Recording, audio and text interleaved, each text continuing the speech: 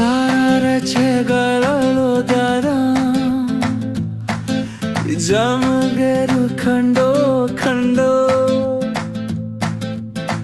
આકાશે ખુલેરું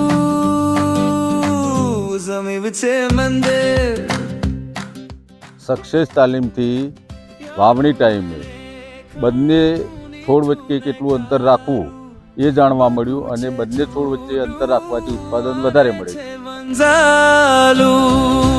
બંને છોડ વચ્ચે અંતર રાખવાથી બિયારણનું વાવણી ટાઈમે ઓછું વાવણી કરવી પડે છે અને કાપણી લણણીની વખતે અમને અંતર મળી રહે છે. એરંડા વાવવાથી અમને એનું ઉત્પાદન અથવા એનો નાશ નથી થતો એટલે ઉત્પાદન સારું મળે છે. તેલની ટકાવારી વધારે મળે છે, ઉત્પાદન બી વધારે મળે છે. જમ ગેરુ ખંડો ખંડો આકાશે ખુલેરું જમી વચ્ચે મંદિર